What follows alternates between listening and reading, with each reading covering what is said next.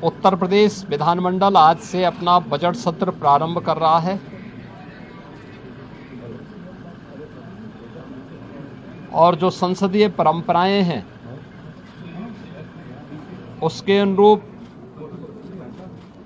इसकी शुरुआत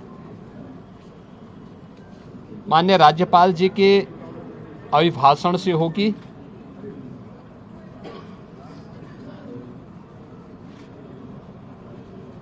बजट सत्र में दो महत्वपूर्ण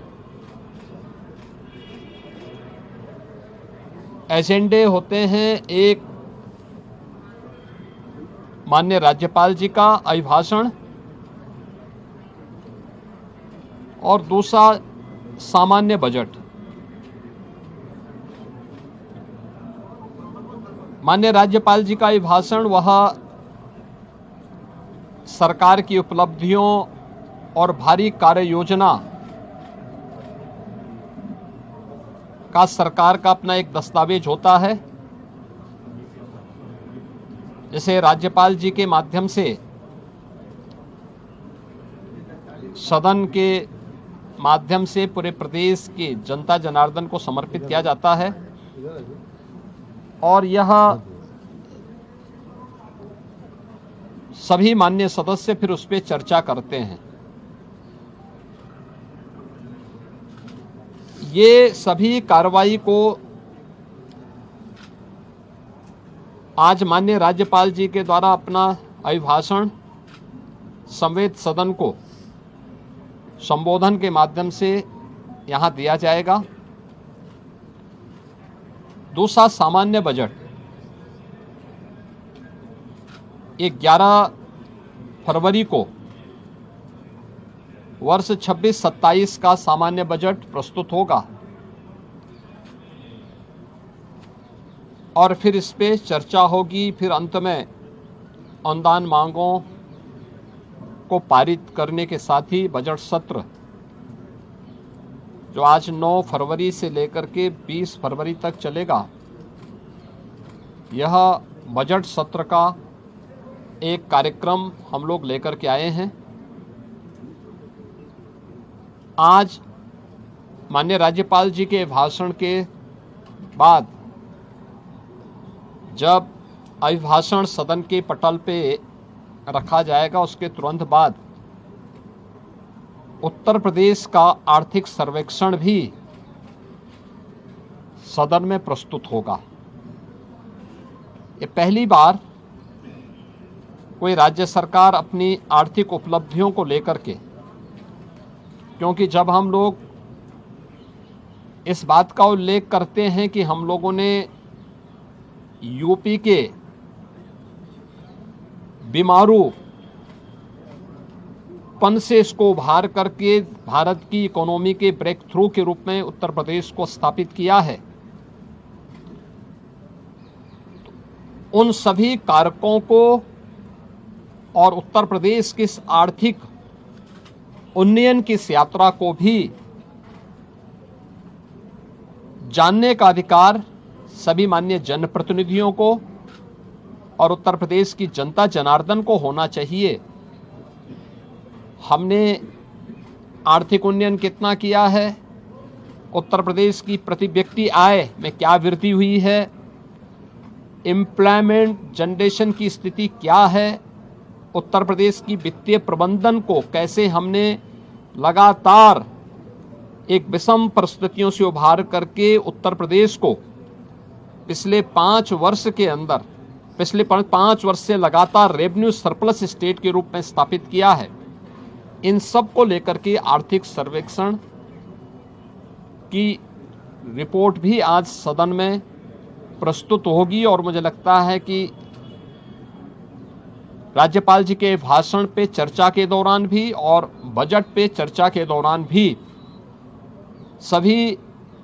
माननीय सदस्य के लिए यह रिपोर्ट एक महत्वपूर्ण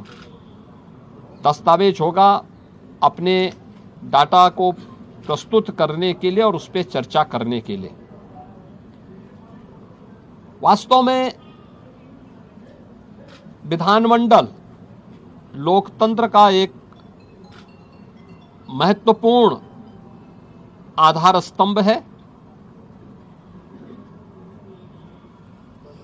यह संवाद से चलता है, कार्रवाई को बाधित करके नहीं। किसी भी माननीय सदस्य को अगर कोई मुद्दा उठाना है तो कार्रवाई को बाधित करने से वह एक प्रकार से जिन मुद्दों को की ओर ध्यान आकर्षित करना चाहता है उन मुद्दों को डाइल्यूट करने का प्रयास कर रहा है। हम लोगों ने बार बार कहा है कि सरकार संवाद से समस्या का समाधान पर विश्वास करती है। सरकार हर मुद्दे पे चर्चा परिचर्चा करने को तैयार है। हर एक माननीय सदस्य के बहुमूल्य सुझावों को स्वीकार करने को तैयार है, उस पर चर्चा करके और जो भी राज्य के हित में आवश्यक है उस प्रकार का कदम उठाने के लिए तत्पर है, तैयार है। लेकिन कार्रवाई को बाधित न किया जाए, अनावश्यक शोरगुल से बचा जाए।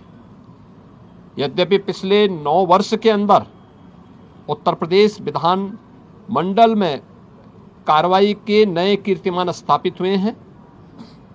और हम विश्वास करेंगे कि बजट सत्र जिस पर पूरे प्रदेश की और देश की भी निगाहें होंगी, इस बजट सत्र को इन 2 महत्वपूर्ण सरकारी कार्यों के साथ ही तमाम प्रकार के विधायी कार्यों को माननीय सदस्यों के अपने महत्वपूर्ण मुद्दों को भी उठाने का एक मंच बनेगा। इस विश्वास के साथ मैं बजट सत्र के अवसर पर विधानमंडल के सभी माननीय सदस्यों का और इस पूरी प्रक्रिया को सुचारू रूप से संपन्न करने के लिए विधानमंडल से जुड़े हुए जो हमारे अधिकारीगण हैं उन सब का भी, आप सभी का भी मैं हृदय से अभिनंदन करता हूं और विश्वास करता हूं कि बजट सत्र उत्तर प्रदेश के विकास की इस स्पीड को और तीव्र करने में एक बड़ी भूमिका का निर्वहन करेगा। मेरा सभी पक्षों के माननीय सदस्यों से अपील होगी कि हमें विधायिका के सर्वोच्च मंच को जनता जनार्दन से जुड़े हुए मुद्दों पर एक सार्थक चर्चा को आगे बढ़ाने, संवाद से समस्या के समाधान की दिशा में एक नया मार्ग आगे बढ़ाने की दिशा में अपना प्रयास करना चाहिए। मैं सभी माननीय सदस्यों का बजट सत्र के अवसर पर, क्योंकि यह सत्र और यह वर्ष हमारी सरकार का 10वां बजट है, तो उस दृष्टि से अत्यंत महत्वपूर्ण है। मैं सभी का एक बार फिर से सबका स्वागत करता हूं।